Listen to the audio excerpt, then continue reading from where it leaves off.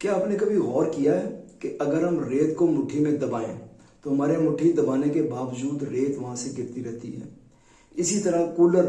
हर घर में कूलर तकरीबन है, उसका अगर नल खराब हो जाए तो उसके अंदर से पानी की लीकेज शुरू हो जाए तो वो पानी भी खत्म हो जाएगा।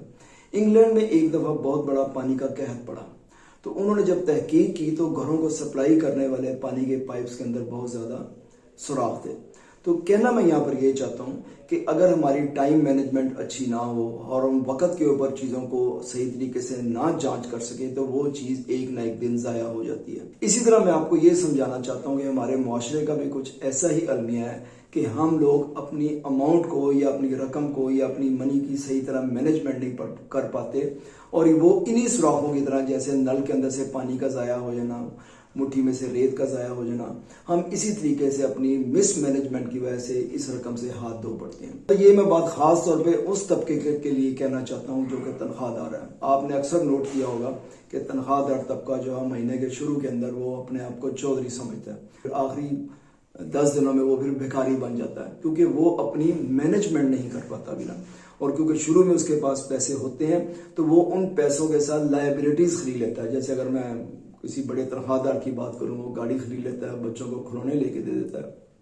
तो ये वाली अगर हम थोड़ी सी मैनेजमेंट करना सीख जाएं और हम लायबिलिटीज की बजाय एसेट्स के ऊपर तवज्जो दें। मैं एसेट्स ये नहीं कह रहा कि आप उसके लिए प्लॉट खरीदें या बड़े बड़े प्लाजे खरीदें, लेकिन जो भी आपके अंदर हस्बे तौफीक है, फॉर एग्जांपल आप सोना खरीद सकते हैं, 2-3 मरले का प्लॉट खरीद सकते हैं जिसकी वजह से आप लायबिलिटीज से बच सकते हैं, क्योंकि लायबिलिटीज जो है वो हमारे लिए कोई फायदेमंद नहीं है। लेकिन अगर हम एसेट्स बना लेते हैं तो वो हमारे लिए एक बहुत अच्छी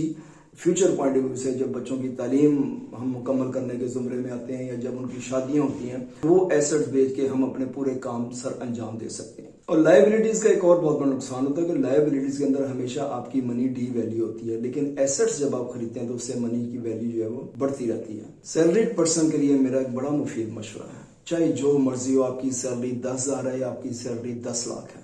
आप उसका 1% या 2% उसको हर सूरत बचा के रखें। तो आप यूं समझ लें कि जब आपके पास अब एटीएम कार्ड भी नहीं है और आपके पास चेक बुक भी नहीं है, या पंजाबी में आप यूं कह दें कि आपने वो पैसे खूह विच सुट देते, उसको उसी वक्त निकालें जब आपको उसकी जेन्युइन जरूरत होगी, जिसमें बच्चों की एजुकेशन होगी या उनकी मैरिज होगी। तनख्वाहदार तबका जब इसके ऊपर अमल करेगा तो इंशाल्लाह ताला मुझे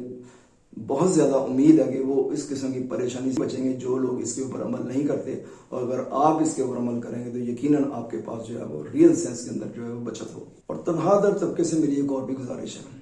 कि इसके ऊपर from the very first day of your education आप अपने बच्चे का जहन जो है वो बिजनेस की तरफ लेकर आए, क्योंकि आइंदा आने वाले दौर में नौकरी का मिलना यकीन जाने बहुत मुश्किल होता जा रहा है। तो बिजनेस के ऊपर लेकर आएंगे, खुद भी खुश रहेंगे और आने वाली नस्लों को भी जो है वो बिजनेस या जॉब अपॉर्चुनिटी आप लोगों के हाथ में होंगे। आपके बच्चे should not be job seeker, they must be job givers. आपका बहुत बहुत शुक्रिया।